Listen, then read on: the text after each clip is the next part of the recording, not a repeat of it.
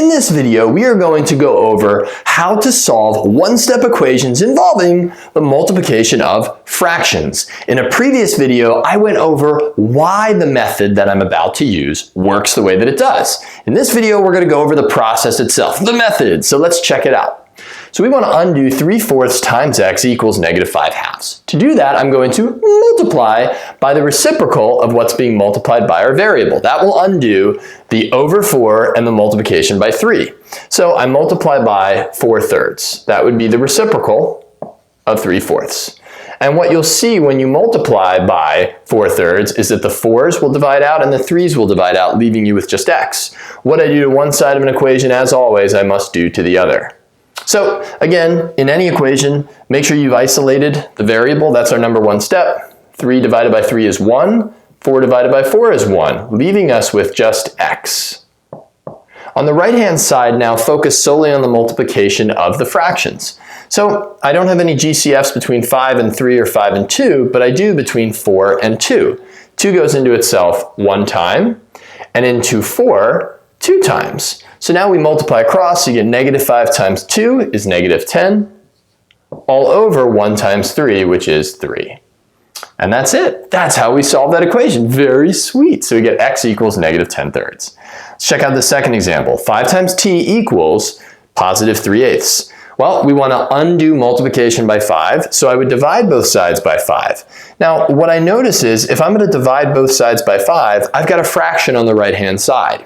So instead of dividing by 5, I'm going to multiply by 1/5, which is the reciprocal of 5 over 1. I'm doing this again because I know I'm going to be dealing with a fraction on the right side, and I'd rather not divide 3/8 by 5. I think it's easier to multiply by 1/5.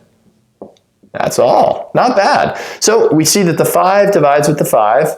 1 times 1 is 1. This is also now 1 times 1 is still 1, so you're left with t, which is what we wanted to isolate. On the right-hand side, we're going to multiply straight away because there's no greatest common factor between your numerators or the denominators. And so we get 3 times 1 is 3, over 8 times 5 is 40.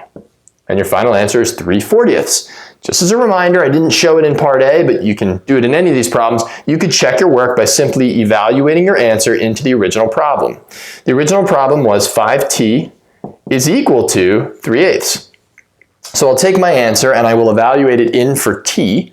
So that's going to be 5 times the t value is 3/40. And that's equal to 3/8.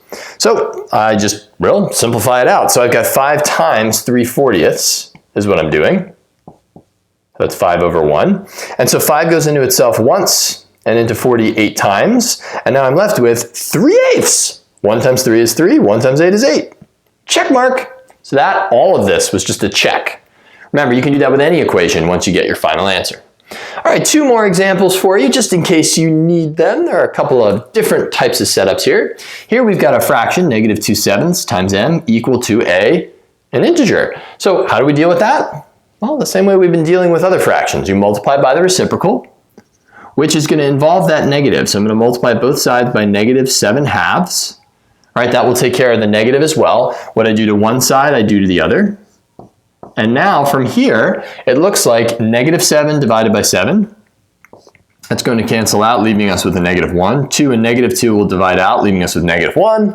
And a negative is a +1. So I've just verified that m is what we're left with on the left-hand side.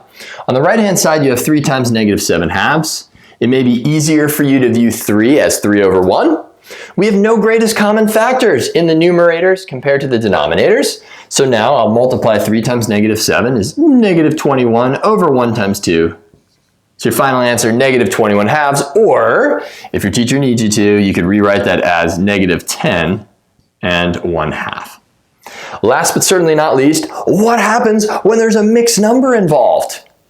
Change it to an improper fraction, right? That's what I've been grooving you to do in some of the previous videos. So 2 1/6 times y equals 7/12. Don't be scared.